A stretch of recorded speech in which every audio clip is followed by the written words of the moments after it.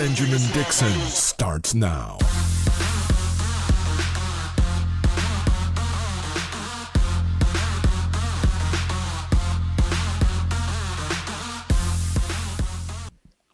Good morning. Oh, that's not my line. My line is welcome to Like It or Not, where we're free to tell the truth. And not care who doesn't like it. Who doesn't? Oh, sorry. James, no. It's right, James. Actually, James, I actually prefer if you start the morning off, because just the good morning is what I need to hear when we start off. So I say, let's do it again. Like, okay, so the intro just played. And it's going to be James who says good morning. Actually, no, let's run the intro one more time. We're going to get it right. James, you say good morning, because it's much better when you start us off. Here we go. Dwayne, run that intro one more again.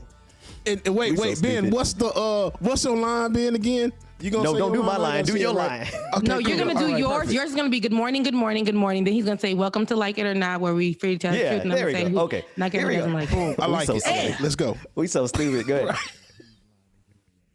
There it is. All right, here we go. Let's be professional here, guys.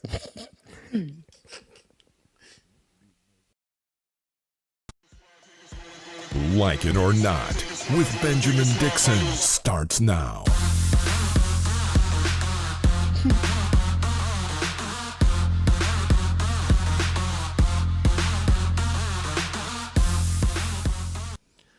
Good morning, everybody. Hey, that's what I'm talking about. Bubba Jakes is in the house. I'm serious, man. When you say that, I feel like I could go on and see what the end gonna be, man. I feel like the morning's a little bit brighter when you do that, man. Good morning, Rebecca. How you doing this morning? He still didn't do it right, but okay. We're doing all right this morning. I'm doing really good this morning. I'm a bit tired, but I'm here. We are improvising because of some internet issues, and it's not on our end. It's something going on with one of our providers here. Restream, get your stuff together, but I digress. We're recording this episode, and we want you to participate in it anyway. So still leave your comments in the comments section. Still hit that like, share, and subscribe button. We have a couple of guests coming on today that we really want to talk with and share that information with you. What else are we looking at in the meantime? Rebecca, how was your weekend? My weekend, what was my weekend? I just been really, really tired. Yes. And I am just kind of calibrating my mind. And I needed that this weekend, even though my mama was running my phone up, daddy was running my phone up, because they like me to do things for them. So even though I'm way up here. So but I tried to get some rest. Family. Yeah, I tried to get some rest, but you know what I did? Because it's always a story. I drank the ZQL, and how much? I drink the cup. Oh, okay. When you say drink, I'm thinking you did some. Oh no, I wasn't like on that. No, I don't do that. I don't abuse drugs. Lean. On that lean, right? There's no lean. But I drink that to get some rest. And because, I be in my thoughts sometimes. So on this particular evening, I just could not. That ZQL is not good. It says non-habit forming, and it's not going to irritate you. But I was up like this, and then eyes was just like droopy. I'm so tired. You drank too much. Maybe because I'm so tired, I want to go to sleep, but my thoughts are winning this over. I need something to be able to help me just sleep. I needed to go to sleep. Finally, I went to sleep at 3 a.m. and this morning woke up at 6:30 the next day, and I was like, let me just work out. Worked out with I just felt so drowsy. I hate that. So I'm not gonna do that. Yeah. ZQL usually works for me, and this was the kind I got from Delartre. Yeah. Well, I do abuse drugs. No, not for real. Wait, hold on, pause. From where, Rebecca? Delartre. For those that don't know what realized. that is Dollar Tree. I just realized what we were just dealing with. I just realized. Yeah. Dwayne, you got to make sure people hear you, because they gonna think the three of us are off. We just randomly start laughing with our technical director in our ear cracking jokes. I'm glad that he didn't say that on air. But anywho, no, it's Delartre. It's Delartre. It's like when people go to Target, Target. When you walk up in Dollar Tree, you really feel like you about to really blow a bag. Like you about to go in there and spend all you got and make it right back. Dollar Tree, okay. Dollar Tree. $5. Spend all you got. $5. Coming out rich. So this is like part 2 of the episode. Like, and I really hope that our conversation about Joe Biden was at least salvageable, because I don't know. I mean, we could always talk about it again, but we've already said what we needed to say about the negligence, the neglect of this administration already when it comes to their promises. We're not going to relitigate that. We have so many other stories to cover, but I want to make sure that it's on the record. Go watch the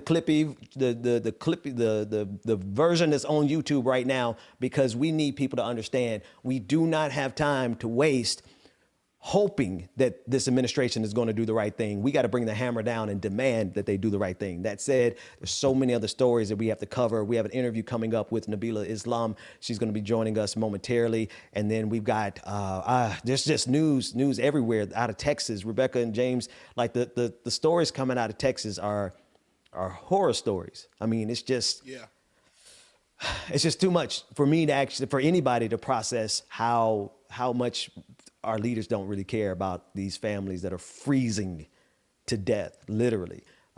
So anyway, not to bring everything down, but it's the reality. Like, there's a lot of people who are hurting in Texas right now. And it just seems to be on one side of the equation, you have Republicans who went to Cancun. Then you have Rick Perry, who's like, people don't want the government in their business. But then on the other side of the equation, you have families who are dying. And then on the Democratic side of the aisle, like, you know, where is the leadership? Where's the leadership? The only leadership I saw so far has been from Alexandria Ocasio-Cortez. What have you seen? That's literally, and I mean, the only leadership that I've seen as well. I've also seen leadership from people who are just like me. Like, I have a friend who lives in Atlanta. Shouts out to E. Mackey, who decided to get in his car and drive over to get a lot of groceries, go on live. Basically, a lot of people were sending in money as he was on live for him to get groceries to take over to Texas. So he's risking his own life by going over to Texas, or risk his own life to go over to Texas and help the people there. Yeah. Those people are more leaders than the people that you guys voted into office. So, and I'm not talking about you guys on the screen, but I'm talking about America in general, the people that you guys voted into office. So it doesn't surprise me. Right. I just think that now we're kind of looking at it we've taken off the rose-colored glasses. We've taken off, we took off the muzzles that they put on our mouths, that we couldn't speak or we couldn't say nothing against these people. But thank God for social media. Sometimes I can't stand it, but this is the one thing that I do love about social media, because we will attack. And I believe that it is our job to hold them accountable, as we just discussed. If we're not doing that, then we're going to get the same thing that we've had for years and years and years and years and years. And I don't have any kids yet, but I ain't about to drop no egg. Okay. I ain't about to drop no big head baby in this world, in this America, with this kind of leadership. I'm just not. Right. That's wisdom. Jay, it sounds like you about to get there, bro. Because, I was just about to say, because then you got other organizations in Texas like Beyonce's Be Good Foundation that have stepped up and even helped. So why is it taking Ted's ass so long to try to do something? Yeah. So And then when he finally shows up, what we say? You say in the Kmart parking lot and grab the first three people.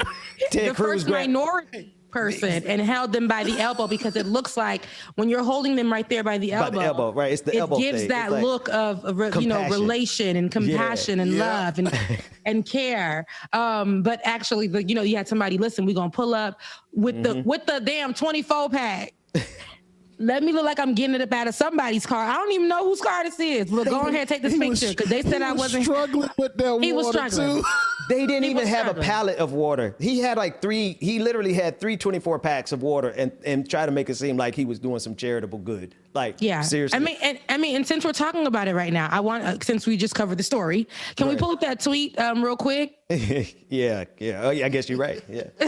We literally just covered it. This man is a clown. Yeah, so he's definitely a clown. And the way that he was leaning over in the cars and trying to act like I've been here, I'm here for the people. Then go hashtag Texas Strong as I wait for that media to pull up. Then go hashtag Texas Strong. It's not Texas Strong. Right. It's like it's not. It's Ted cover Cruz your ass. being there. That's what it is. It's cover your behind. And this is here it is. It's and Josh Marshall writes back, "Sir, generous of you to help put the water AOC brought into the cars."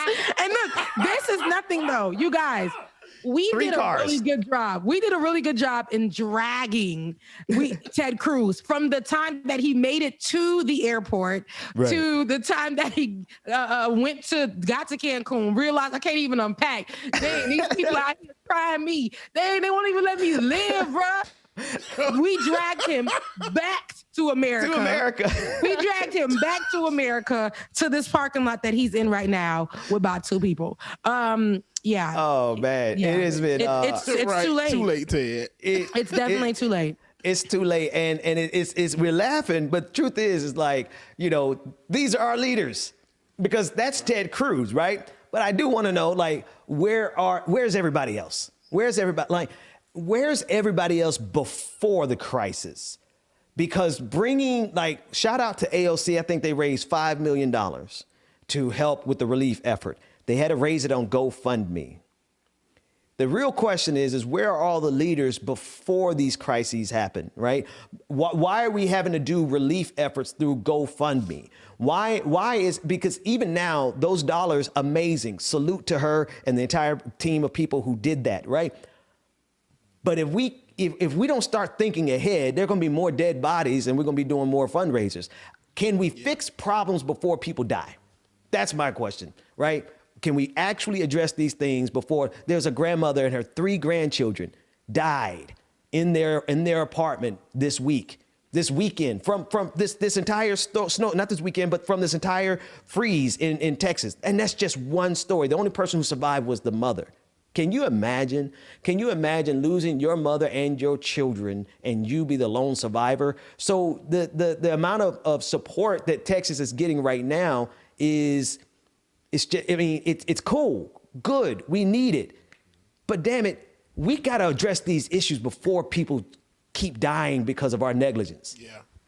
Yeah, and it's funny that you mentioned GoFundMe. Even GoFundMe put out a post and said, this was never supposed to be created for us to help get humanity back in order, like for us to help in crises, for us to start stepping up where leadership is not.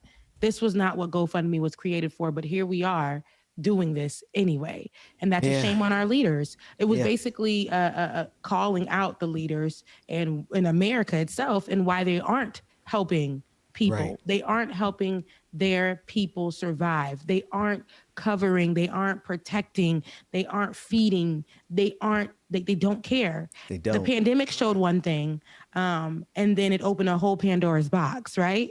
For real. Yeah. And we're over here in Texas, and we did not know that this was going to be a thing. We did not know that the winter storm was going to literally crush it like they did, crush some parts of Texas to a place where it's unrecognizable. And this is not even a joke.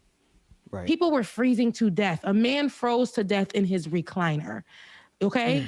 We have a mother and child, an infant, who died because she was snowed in and she needed to get her baby warm. So she decided to turn on her car inside of the garage. That was her last resort. And she died with the baby. Right. And in the story of you telling me the mother and the 2 kids, the grandmother and 2 kids, like people are passing away. People passed away. They were snowed in. You decided to cut off the energy, the light, the electricity, but like McDonald's up the street was still rolling. Help it make sense for me. Help it make sense for me. There's only one way for it to make sense, and it's that we have to realize that they don't give a damn about us. They literally don't. And it's just it's the truth. The truth is that they care more about these corporations' money. They care more about these corporations and their wealth. That's why they would keep the power on to some raggedy fast food joint and cut the power off. I mean, and Downtown, the downtown areas were lit up, but the communities had no power. And the thing is that this is just the beginning, right? Mm-hmm. Climate change is about to really show us how much this system don't care about us. Now, listen, we talk about this all the time, and I'm gonna be honest with you. The solution is that we just gotta save ourselves, folks. We can't look to this government to help us anymore. I mean, we can't even get Joe Biden to simply sign his hand on an executive order canceling all the student loan debt. Right? The easiest thing that could be done. We can't even get them to send us $1,400. Everybody's expectation is now going down from $2,000 to $1,400. We're still waiting on the $1,400. People are in bread lines are empty. It's coming. Yeah. It's like, are we going to get it? Because it's coming. It's supposed to come in March, but it's like in March. Like that's my Soulja Boy voice. March. Like no. It doesn't make any sense. It doesn't make any sense because when you got into office, that should have been immediate, right? Yeah. All that talk you were doing, the thing that you said that you, like all those things, it really goes to show that, I'm about to say, but y'all ain't black. These people be lying. They be lying. Men lie, women lie. Men, Joe Biden, women, Kamala, excuse me, like, y'all lie. Everybody lie. So I'm laughing because I know exactly what you were about to say, Rebecca. Go ahead. Yeah. So this is why I'm like, this doesn't make any sense for people to continuously make excuses. I get so frustrated when I hear you guys saying, do you not know what 1,400 plus 600 is? Do you not know what kiss my black behind means? Do you not know? Because he used the words immediate, not me. Right. He used the amount $2,000, not me. Come on. He's the one that said he's going to halt deportations, not me.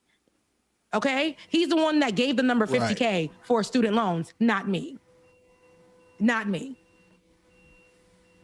So stop making the excuses for Joe Biden. And please, somebody tell me where Kamala Harris is. Somebody tell me. Where in the world is Carmen Sandiego? That's where she at. Where the money reside. That's it. We're going to take a quick break. When we come back, we'll be speaking with Nabilah Islam. She is a dynamic activist and organizer here in the state of Georgia. And we'll discuss not only her activism, but also the shenanigans from Republicans in the state of Georgia. We'll be back more like it or not after this. Why we was twerking when the money reside? We so black. Like, that's terrible. How is it automatically like...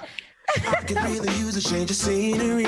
Yeah, everybody smoking all the green. Shout out to everybody that's in the chat room. We may not be loud, but I'm still gonna give you some love and some joy, y'all. Hope y'all enjoying your happy Monday, y'all. Here's the next episode of Like It or Not. Make sure that you hit that like button and also make sure that you subscribe so we always know when we're going down. All right, y'all. I could be a hater like you. She came in so loud too, Dwayne. But that poison's gonna kill you. From the inside out, so right now. This is Rebel Day. I'm free, can't nobody take me here and now. It's my time to ride it out. It's my time to ride it. I'm young, I'm free, can't nobody take me here and now. It's my time to run it out. It's my time to ride it out. All right, y'all make sure that you download the Voices app so you always know what's going on. Make sure that you share your media, your pictures, your photos, your videos, and be on the episode of Like It or Not. Might get on the camera, on the screen, give you some screen time. Shout out to the Lions Den that's in the building joining us this morning, y'all. We see y'all a little bit. Rebecca's in love with this song. To make the man, but that boy that's gonna kill you from the inside out. It's time to say it with your chest now. Say it with your chest now. Yeah, he is running all over in this song. Can't nobody take me here and now. It's my time to ride it out. It's my time to ride it. I'm young. nobody take me here and now. It's my time to run it out. It's my time, it's my time, it's my time to run it out. It's your time, oh. If you're on the bus, say yeah, yeah. If you're on the train, say yeah, yeah. If you gotta walk, say yeah, yeah. Everybody's going somewhere, yeah. Young or old, I really don't care, yeah. Life has never really been fair, yeah. So put your fist up in the air, yeah. Say yeah, yeah. I'm free. Can't nobody. All right, ladies and gentlemen, that was Rebel Day. Hope you enjoyed it. Now, some more like it or not. Here's our brother Benjamin Dixon. Welcome back. Joining us now is Nabilah Islam. She is a Georgian, and she is a former Democratic Party candidate to represent Georgia's 7th Congressional District. In August, Ms. Islam was chosen to head Muslim American PAC. Nabilah, thank you so much for joining me. I wanted to speak to you specifically because I've noticed that I don't really have candidates on my shows. But you ran for Congress and you didn't win, but you kept fighting, like almost immediately. You kept fighting for those same causes. And that's when I was like, you know what? Yeah, I love to see people who are not in it just for those victories, but they're in it for the fight. Would you just tell us about your race and the causes that you're fighting for? Yes, absolutely. First of all, thanks so much for having me on the show. And I am a fighter, and just because I lost doesn't mean I'm going to give up on my community. I ran for Congress last cycle, so from February 2019 through the pandemic, actually, until June 9th. So for 16 months, I ran in Georgia's 7th Congressional District. It's one of the most diverse districts in America, and it had been represented by Republicans for about my entire life. And it ended up being the only district in the entire country that flipped from a Republican to a Democratic seat. But when I did run for Congress, I ran on policies that were going to be transformational for my community. I ran without health care, and about 20% of my district doesn't have health care. As I mentioned, I live in one of the most diverse districts in America. We account for about 20% of people being detained in detention centers in the entire country because of archaic immigration laws. And it's been just tragic. This is a working class district. So I ran on Medicare for all, raising the minimum wage to at least $15, and, having more progressive immigration laws that would help our community. And at the time, no one else was running on these progressive policies, but towards the end, people started to see why we needed policies like that to actually uplift our community, especially when the pandemic happened and, tens of thousands of people lost their jobs. And because of that, they lost their health care. More folks really understood why these policies are needed, especially right now. Yeah. And here in Georgia was so pivotal in 2020, not only for Joe Biden, but also for Jon Ossoff and Raphael Warnock and for the Democratic Party in general, but the nation in general. A lot to be held accountable for in terms of what they're actually doing with the victory Georgia gave them. But in response, on the Republican side of the aisle, they've introduced numerous bills which would limit voting in many ways. And so it's their reaction to the organizing that happened on the ground, because truth be told, Georgia was won not on behalf of Joe Biden, not on behalf of Raphael Warnock or Jon Ossoff. It was won on behalf of the organizers on the ground, a community I know that you're a part of. But Republicans have seen that, and now they're trying to actively work against our ability to have a fair shot in this election system. Tell us about what you're seeing in Georgia in terms of the Republican backlash. So when Republicans can't win on policies, they need to cheat in order to win. And it's really disgraceful. They know what they're doing. This is no longer dog whistle. Like, they are blatantly going out there. For example, my Gwinnett County chairwoman of the election board said out in the open that we need to do whatever we can to make sure that, these folks aren't voting because we need to ensure Republican victories. I mean, that's disgusting. Now in the Georgia legislature, they're trying to get rid of no excuse absentee ballot voting. You need to have an ID, license number in order to request an absentee ballot. I mean, Republicans were the ones that implemented absentee ballot vote, no excuse absentee ballot voting 16 years ago. And because they had traditionally benefited them, and it wasn't until the pandemic hit that Democrats actually started to have the habit of voting via absentee ballot, whether it was the primary, the general, and then the runoff. And so, Republicans see the writing on the wall, and this is clear voter suppression. And we should be making it easier for people to exercise their constitutional right to vote, not harder. So it's disgusting. They're trying to get rid of illegal voting. Like, we didn't have any proof of that during any of the elections. And so, I mean, this is just, they're being lazy. Like, they're being complacent. Go actually try to win your voters. Go court them. And they're actually disenfranchising their own voters in order to suppress our votes. So it's just really disappointing. Now, Nabilah, I know you were running and you ran without health insurance, as you talked about, and you did petition the Federal Election Commission to use those funds to get health insurance. Could you tell us a little bit about that process? Mm-hmm.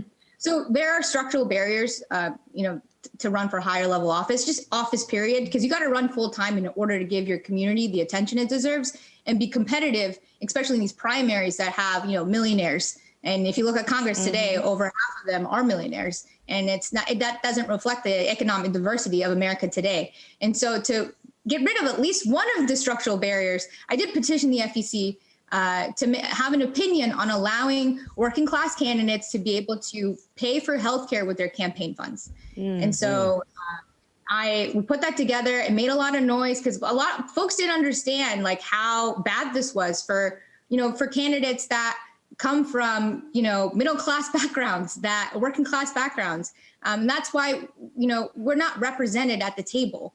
Because it's so hard for us to get there in the first place. You have to forego income in order to campaign, in order to give your community a voice, and not everyone has that luxury. So, I got an election attorney. We drafted a petition. I submitted it, but because I did not win my race, they kind of folded it. But that's not to say that I'm not picking that back up this year and trying to make it happen. So stay tuned because I think we're going to see some big changes come about. No, that's amazing. Yeah, it's amazing. And it's interesting that you say stay tuned because so you as a woman, you as a minority, you running in Georgia in a place that's usually red, right? How was that for you? What were the other struggles that you experienced? And you are a millennial as well. So how was that experience for you? It was interesting. I mean, people are going to tell you, you got to wait your turn. Like, I was 29 when I announced. My name is Nabilah Islam. I had people that I should change my name if I want to be more electable. Wow. I had people tell me that my progressive policies were not what Georgia wanted, even though it's what we clearly need. I was called a terrorist. I was told if I don't keep my tone down, they're going to put me in a camp. I was told that, they were going to deport me. Like, a lot of things come your way and people will deter you. I had people, elected officials call me up on the phone and be like, look, you seem like you have a promising career, but maybe you should run for state house and drop out now. This is after I raised like $200,000. And these were like, not people of color that were telling me this. I was like, this is a minority majority district and you're telling me to drop out when I'm the only one that grew up here. I was like, so like, I think a lot of those things, but I'm really glad I ran. For a possibility to exist, you have to create it. And, I told people all the time, my story is not unique. I'm the daughter of working class Bangladeshi immigrants. My mom broke her back by working at a warehouse for 14 years. She lifted boxes and put them on trucks. My dad was a file clerk for 30 years at the IRS. He filed papers. I'm the first person in my family to graduate from college. Candidates like me don't happen. And that's because of the rhetoric that I just told you about that surrounded me. But I'm really glad I ran because I got to tell a story that usually doesn't get told. And a lot of people saw themselves in my candidacy. Yeah.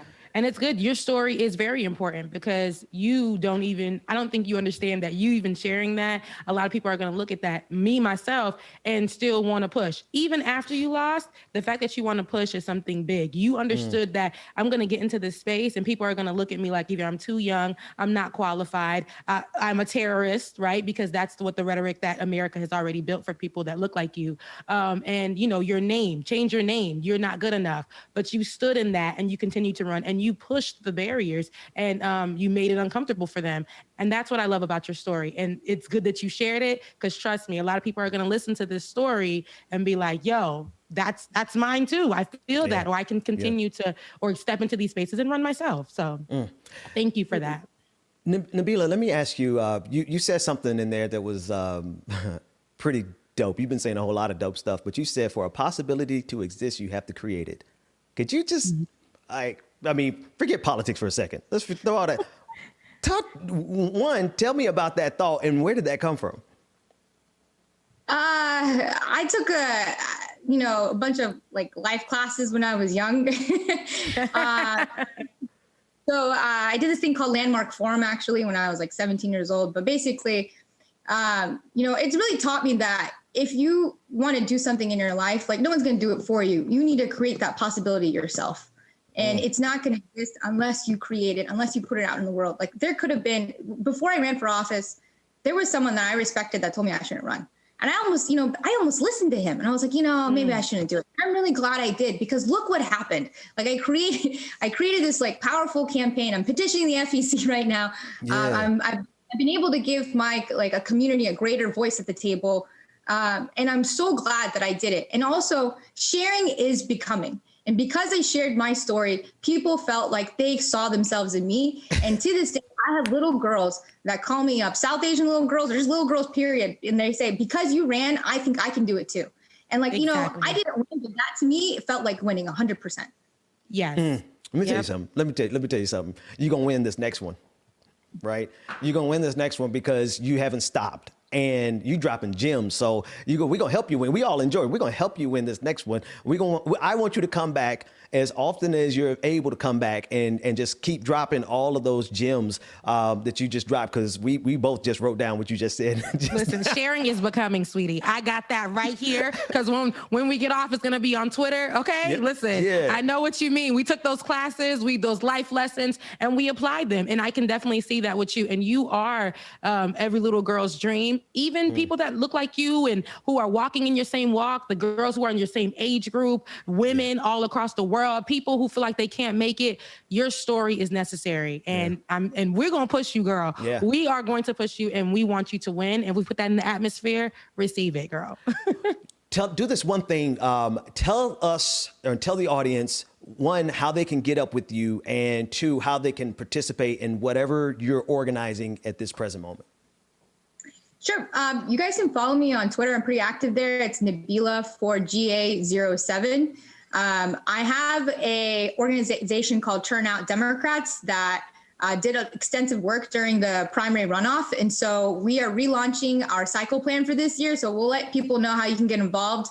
And I'll be posting that on Twitter. But we're going to make sure that we stay focused in Georgia and make sure we reelect Warnock and get rid of Purdue, even though he's trying to come back, and hopefully elect a new governor, Stacey Abrams. Absolutely. And as well as elect a new congressperson from the 7th District of Georgia by the name of Nabilah Islam. We're going to be working on that as well. Thank you so much for joining us this morning. Thank you. Thank you. Thank you for having me. When we come back, we'll be speaking with Chuck Modiano about his activism and his work in the D.C. area and his journalism and using journalism as a tool for activism. We'll be back with more Like It or Not after this. All right, ladies and gentlemen, thank you so much, Nabilah Islam. We greatly appreciate you for being here this morning. And we are going to do everything we can to make sure that you get that seat in that office, all right?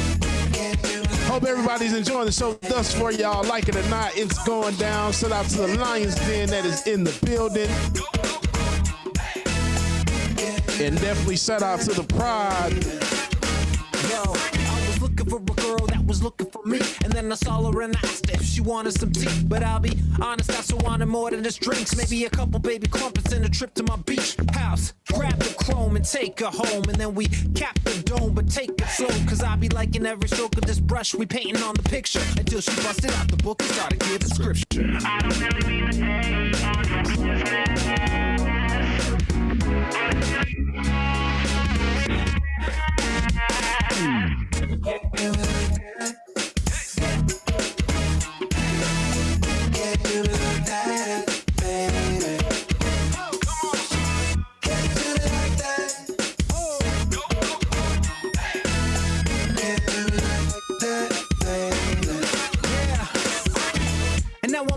you like you were my closest cousin. Had to play some of the old school music, what we consider old school music. But we're gonna mix everything in together now. Get me out of here, I need a drink pronto. Catch a horse like the wind, call me Tonto. Hide away in the safe of a grotto. If this is a taste of my luck, I'm not playing the Am I doing that now? Okay, great.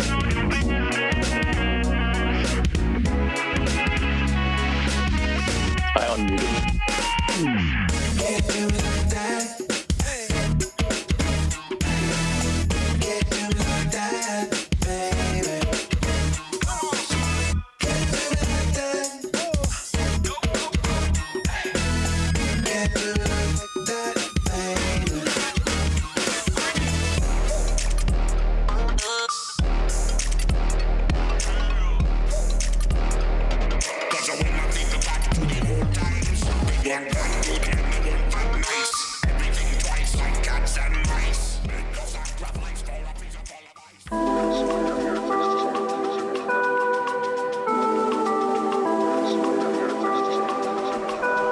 Shout out to everybody that's checking us out right now.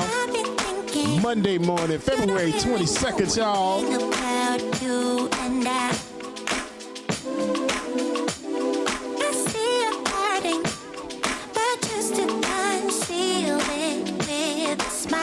Shout out to the Lions Den. Thank you so much for being here this morning.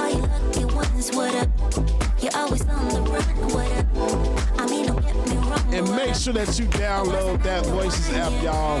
The best way to do it is to search Action Sprout. Voices by Action Sprout. And it will come up. Once you come up, y'all, the thing that you need to do is put in that code. The code that you need to put in is... Give me 1 second while I find it.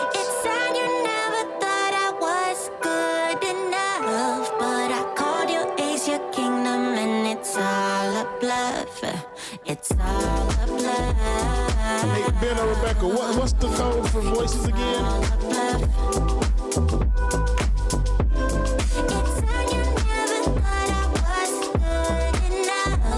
Or Dwayne, if you could throw up that the Voices still for me.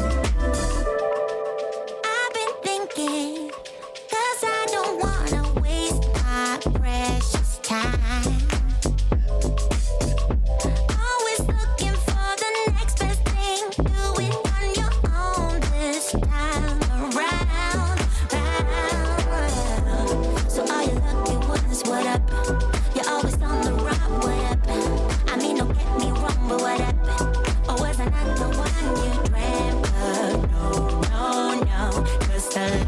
Right, Dwayne.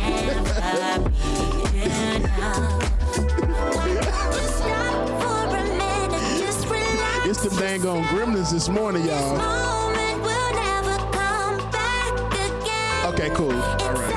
All right, y'all, here we go again. Make sure that you download the Voices by Action Sprout app. The best way to search for this is to search for Voices by Action Sprout.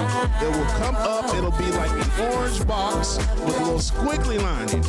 Okay, so what you want to make sure that you do is download that app. Once you download the app, make sure you enter in our group code, which is 213-756, 213-756. Once you enter that in, you will be then in the Like It or Not app. You can send us in pictures, videos, clips, stories, whatever you have, and it may be played on the air. But in order to do that, you have to send it in. So make sure you download the app, put that code in 213-756, and we will get y'all on the screen, y'all. It's Like It or Not.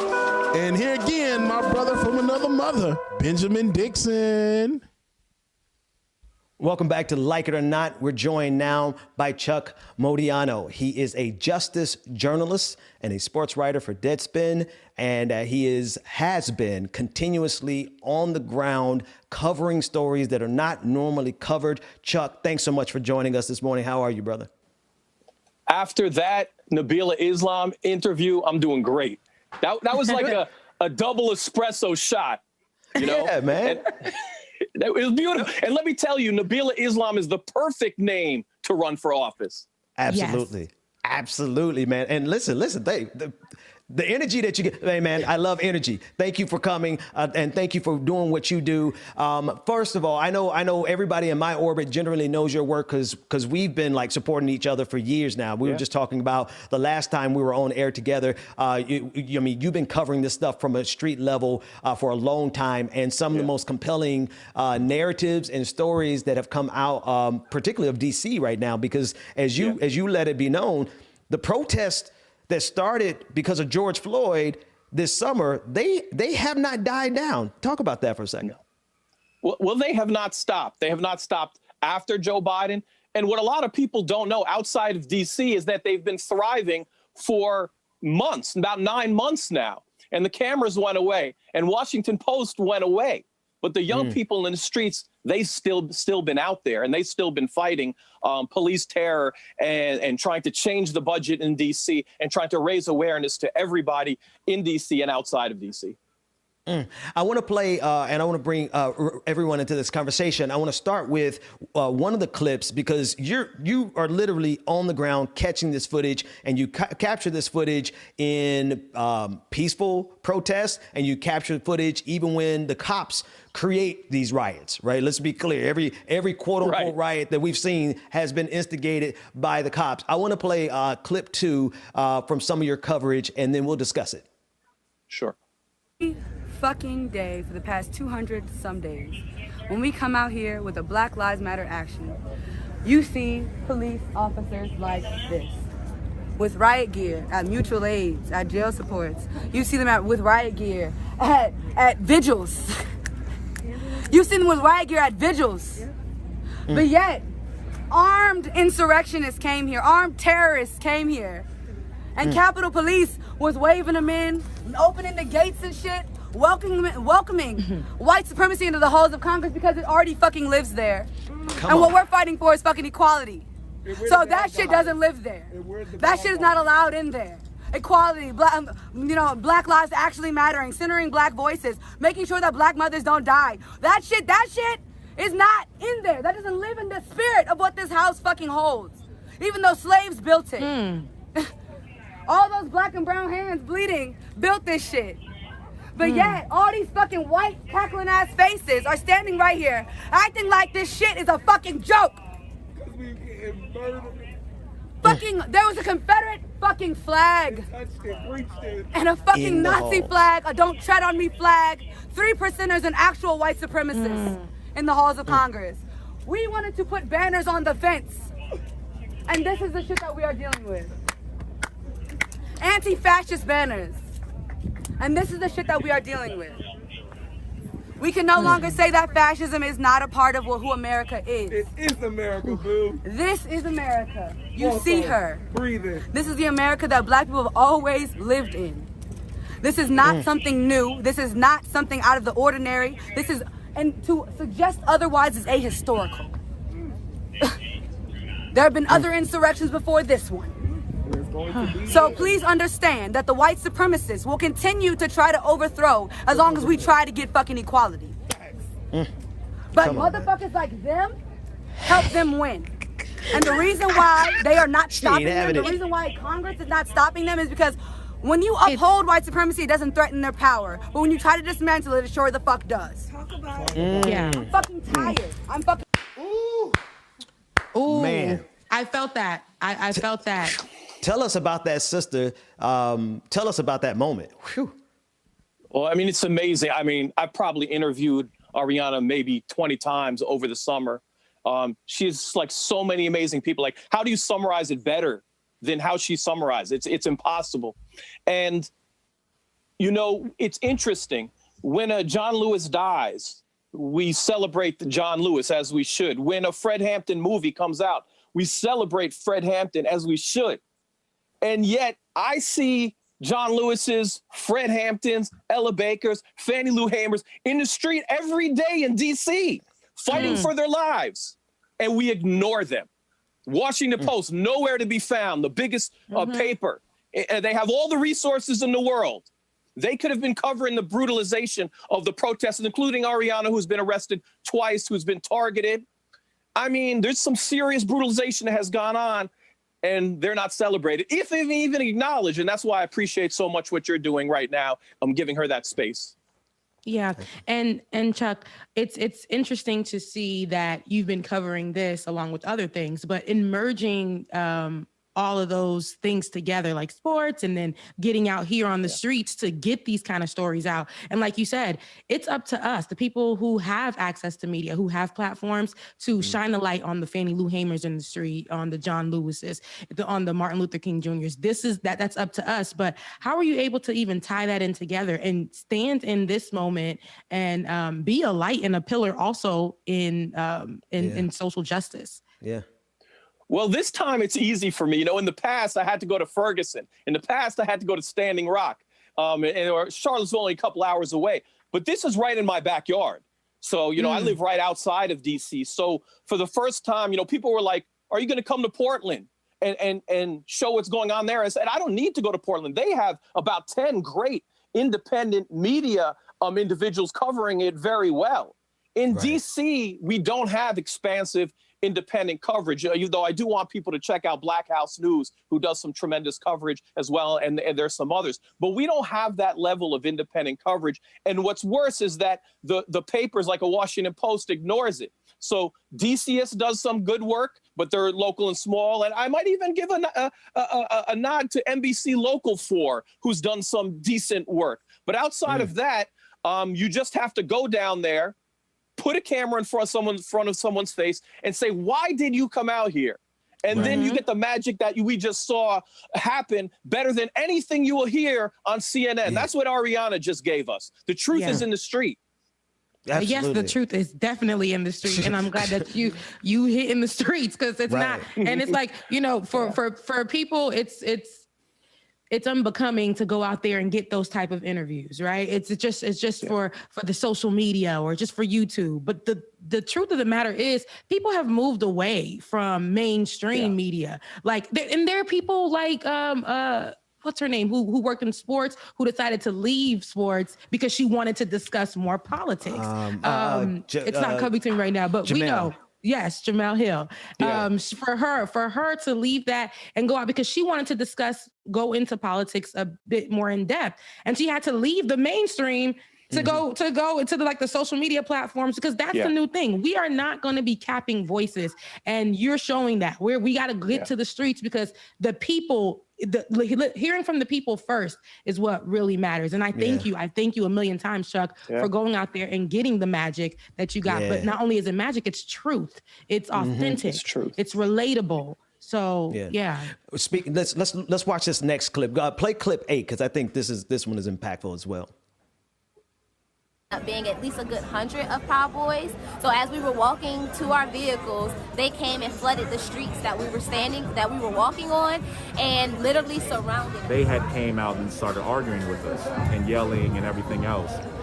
So there was 2 black women that were with me, who were out protecting Black Lives Matter Plaza with me, who they really harped in on, even though I was standing there. I had one Proud Boy come up to me and tell me, he had his hand in his pocket, and I was like, whoa, what you have? He was like, something. He said, I got something to take every single one of y'all out, and it's gonna be my goal to take at least as many of y'all out as I can. He was like, y'all gonna die today. And I looked at him and was like, yo, you're talking about murder.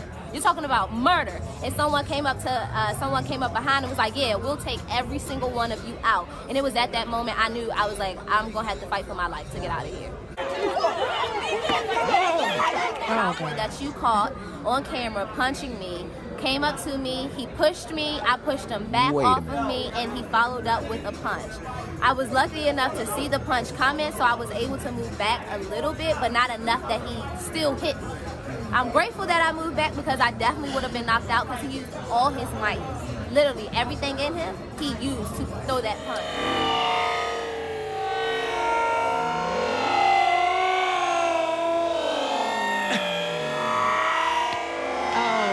Took a swing at one of the black women, and I immediately jumped into action, and it was a whole fight. I had to protect myself and do what I had to do in order to make sure that they were safe and that I was safe as well. At them, they was like, "Oh, you're going to jail now," and so they grabbed me, they throw me on the ground, and this big guy, he puts his knee on my back, and I'm literally trying to tell them I can't breathe. My whole live footage caught that. I was saying I cannot breathe because his whole body was on the back. It took 4 officers to really arrest me.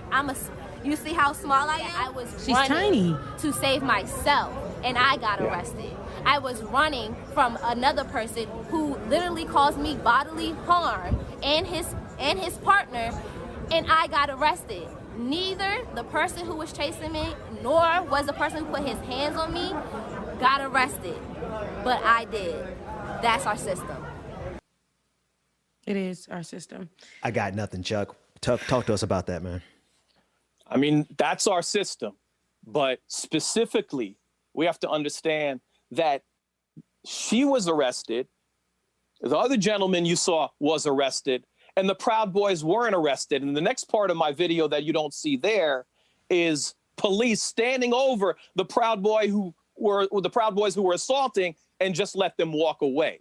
Mm-hmm. And so we still want to get those arrests. In fact, one of the man who threw the punch has been ID'd as Nathan J. Moats. We're still trying to get him, just the same way we ID'd a lot of people after Charlottesville. So we want to get that man. Also, I want to get that it's man. a bigger issue. The bigger issue is January 6th didn't happen in any vacuum. Talk to any DC protester. They were warning everyone because the MPD stood down on November 14th when the Nazis came to town. The MPD stood down there on December 12th and sided with the Proud Boys. So what do you expect after the Proud Boys and the Trumpers were so empowered in November and December, even said as much on their chat boards and said they were coming in on January 6th? We knew that stuff was going to go down. We knew that they were going to storm the Capitol. What we didn't fully know is to the extent that police would let them. Yeah, and getting the on the street word, getting the testimonies right then and there, showing and backing up the fact that those police officers let them. Those police officers were complicit in what was happening. Those police officers stood by and tried to attack or did attack and arrest those Black protesters for what? They were not the same. They are not the same. But to see that, the first woman that you showed who was just like, I'm just trying to put up some words, a banner. We're just trying to literally be here and stand up for what we believe in, just like you allowed those terrorists to attack the building, right? To insurrect or whatever people are using nowadays, but those terrorists to go attack the building. And we're just trying to do something right. And here you guys are bringing your police presence that was not available during that whole terrorist attack. Why? Because of skin color? All because of skin color. And I know it sounds something so minute, but both of those stories showed us that it literally is because I am Black. I'm a target. I am Black. I'm a minority. And a woman at that being attacked and thrown around as she was. It's disgusting. But this is what we're still living in. Not too long ago, like literally our whole nation was separated, not too long ago. And then before that, slavery and things like that. They want us to forget. We cannot forget because the system is literally drenched in this already. Yeah. And today we can see that with how they're dealing with younger folks. And it's like, when will it stop? But now we have the power to tell the stories, show the stories, and we're going to continue to fight. The passion that you have when you speak about it shows. And the passion that these younger folks have that are out there right now, it shows. And I'm glad that we can share our stories thanks to you. So, yeah. Let's get one more clip in, Chuck, because It's from I think it's clip 10. These clips are getting me fired up. It's cool, but it ain't that cool because there was a lot of people out here. But I ain't seen none of these people out here when we needed support. We was out here on the same plaza getting shot at with tear gas, rubber bullets, and all that, pepper spray and whatever. It didn't have this many people out here.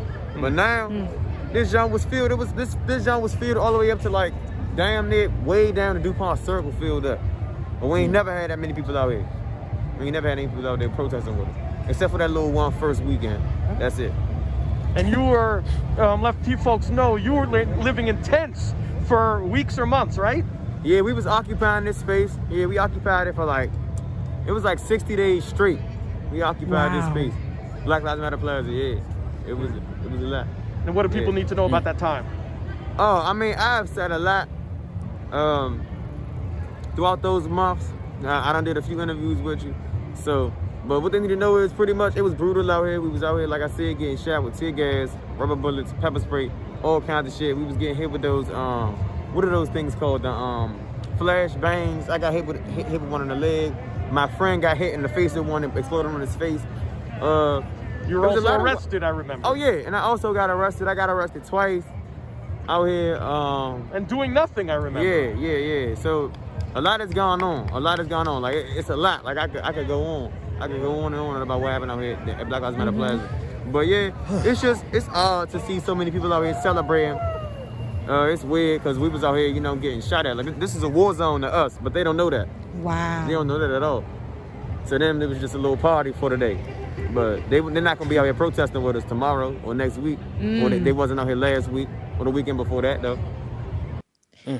And Chuck, what was that night? Was that the election night he's talking about, or what? It was a night that it was officially announced Trump lost and Biden won. And what we saw that Saturday night, we saw people in the streets, and I would say including thousands of white people who came out during COVID to celebrate, to throw their arms in the air. And him and others were talking to that dichotomy, but where were you when we were, out here protesting? And where will you be?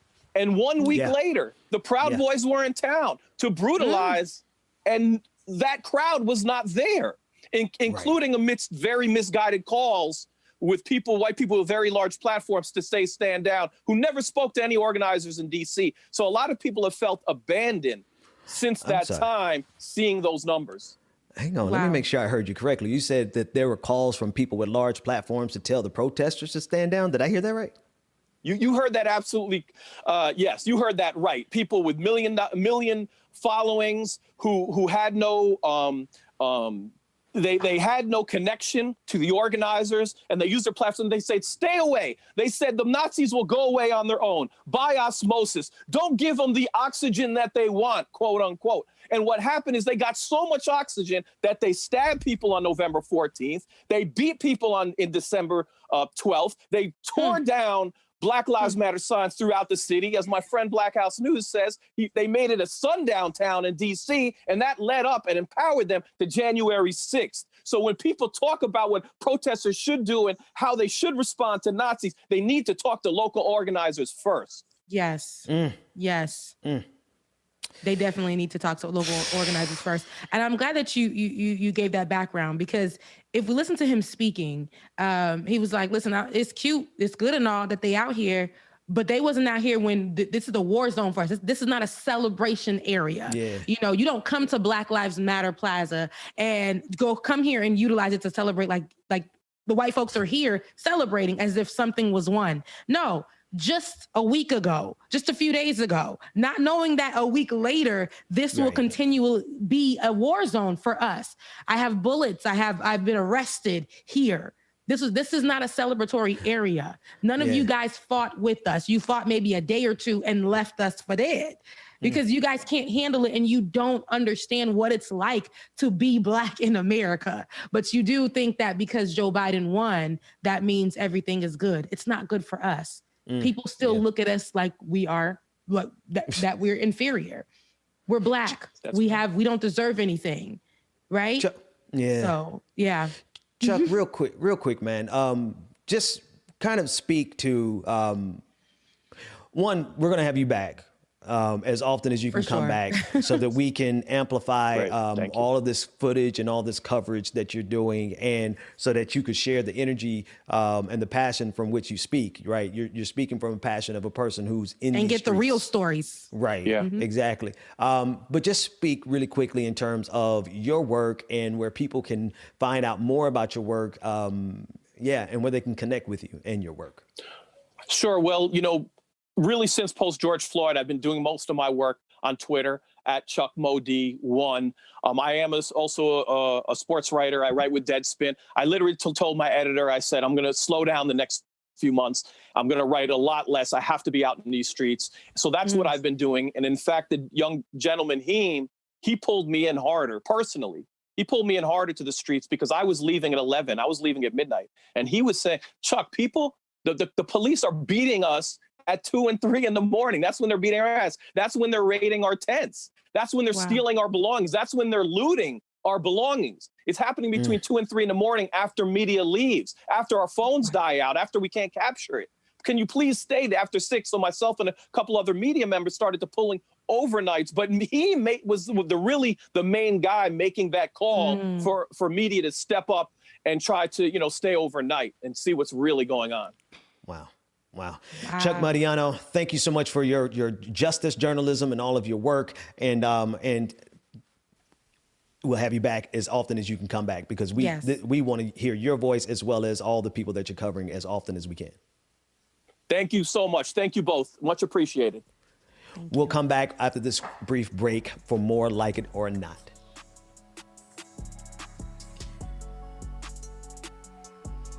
Shout out to Chuck Modiano. We greatly appreciate you, sir, for being in the building today, man.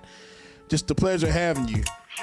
Open the eyes to a lot of things that I think a lot of people don't know is going on the streets. So it's good to have a voice and a person that's down there showing this stuff and showing that coverage. So shouts out to you.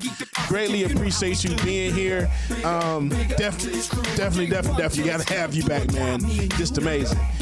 Big ups to everybody that's in the chat rooms, wherever you are streaming from. If you're not streaming, but you are, recording, that part too. Uplifting attitudes, cause that's what we choose to do. And I don't know about you, but there's enough negativity going around with plenty room to improve.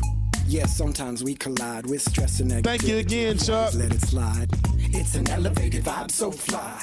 We touch the sky every time we ride. Big up, big up, big up to this crew. Yeah, we like to keep it positive, you know how we do. Big up, big up, big up to this crew. From day one till it's done, do or die, me and you. Big up, big up, big up to this crew. Yeah, we like to keep it positive, you know how we do. Big up, big up, big up to this crew.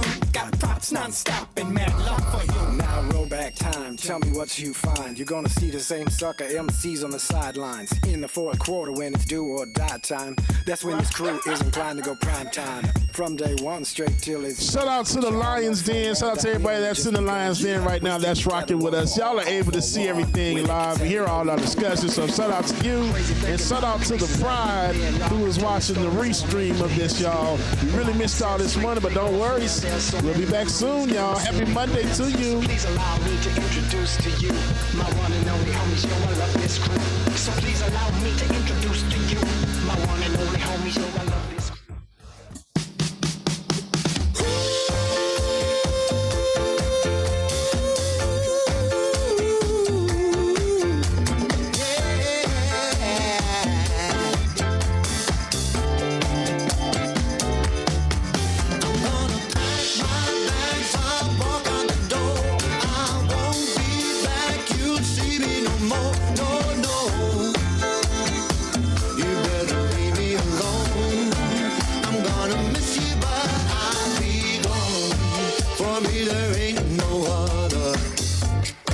Okay. But you just couldn't be bothered.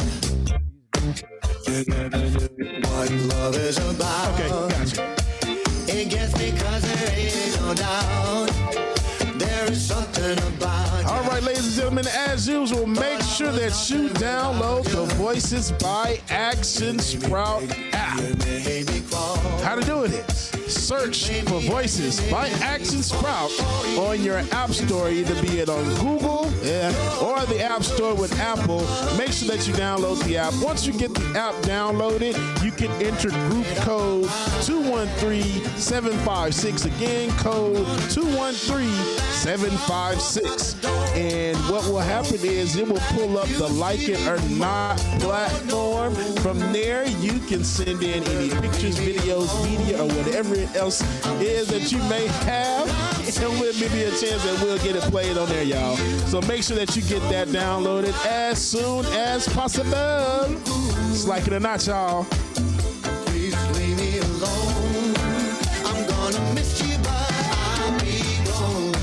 You know I don't wanna fight ya, but there is something about ya that makes me wanna scream and shout. You left me hanging down. Rebecca looks like she's about to go twirl around on the dance floor somewhere in the 70s. Yeah, you see it. The top is giving. It's giving very much Donna Summer. Yes. It's the shoulder. It's the shoulder.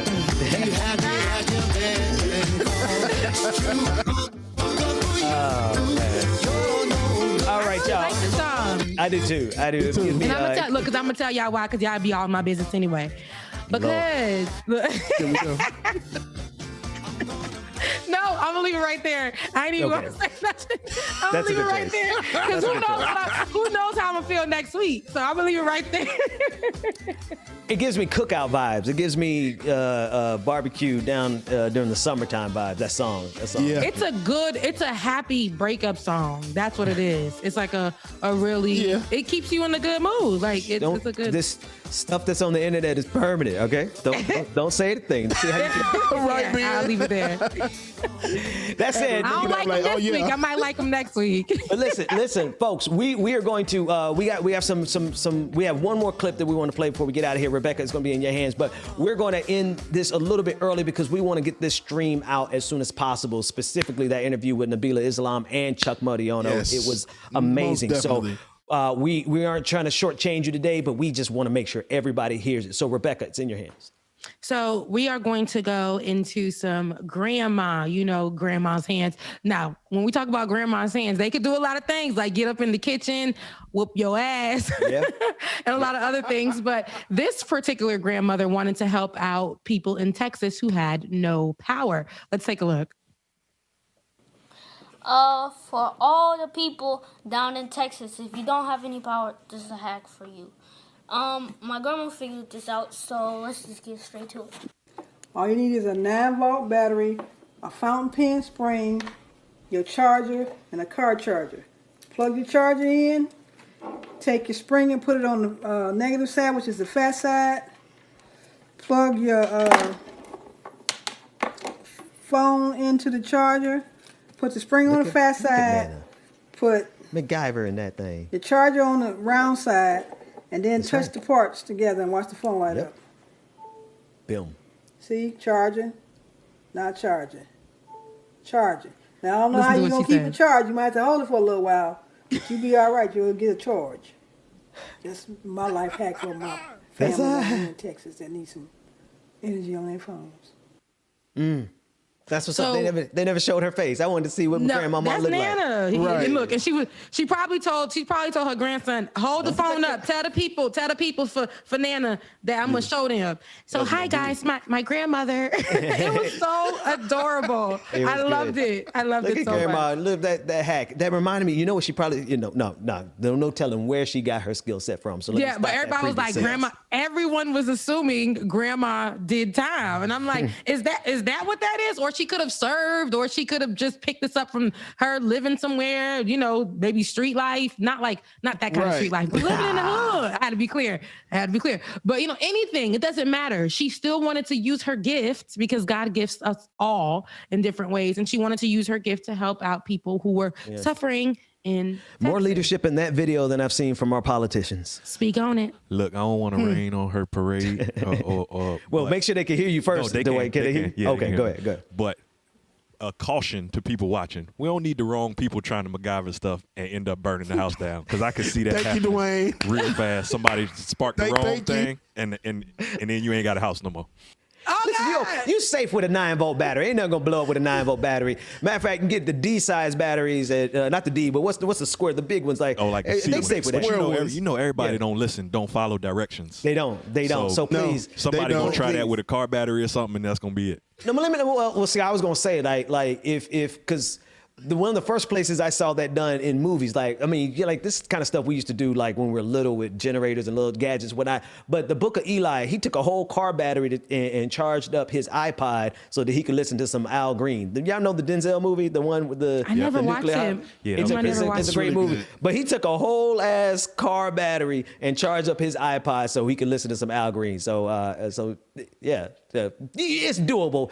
Just if you don't burn your house down, folks. I don't see how you would do it with batteries, but you're right. Know you're right. what the hell you doing. Just please know what the hell you're doing. Yeah. Okay. And shouts out to grandmas all across the world, the people who still have their grandmothers in their lives, precious kids, like the one doing the work for grandma, showing the world, showing some leadership, giving some help.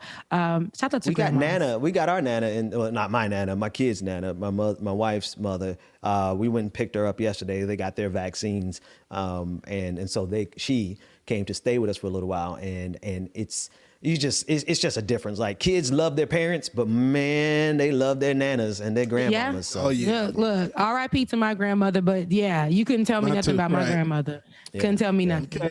All of them. Grandma used to give me that look out from underneath the kitchen sink, that bottle of E&J. Listen, E&J. It's Grandma. Right. Listen, and it's the sharing. It's the share. It's the giving the money inside of a paper wrapped up. Yeah. And she hands it to you like this. Look, like grandma, why you trying to? What's going on? Then you open it up. Then you got to unwrap the paper. Then you find yourself either a $5, a $20 bill in there. She's just like, and she'll whisper in my ear like, make sure you in Creole, but make sure you do something good with that. that whole dollar.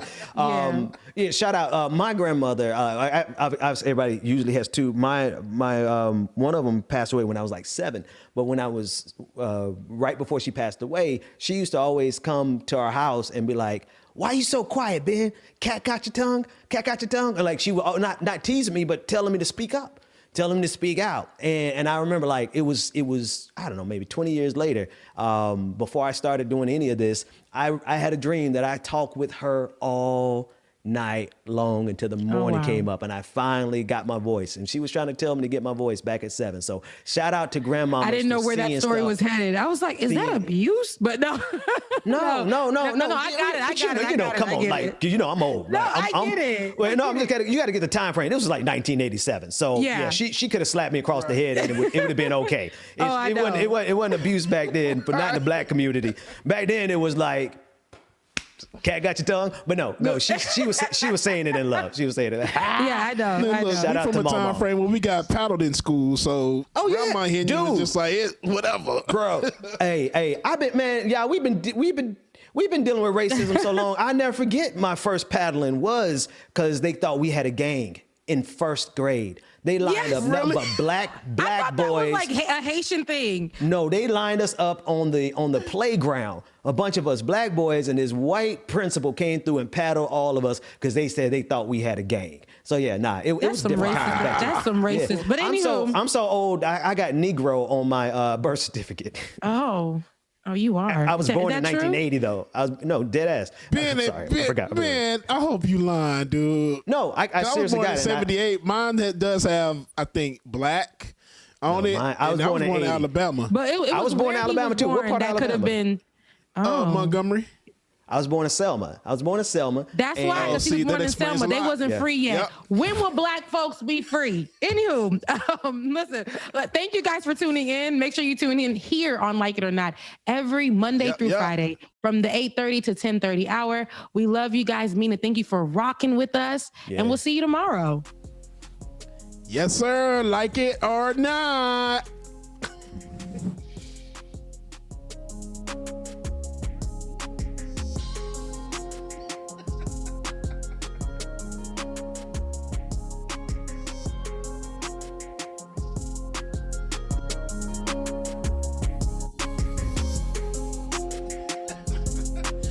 right, ladies and gentlemen, and make sure that you search for the Voices by Action Sprout app.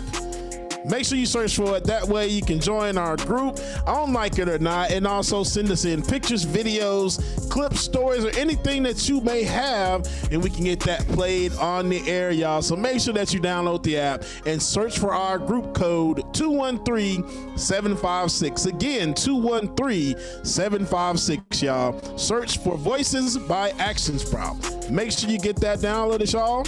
And like usual, we will see y'all in the morning on Like It or Not. Thank you so much. Love y'all. Mwah! You can't see me, but I believe all of you are kids.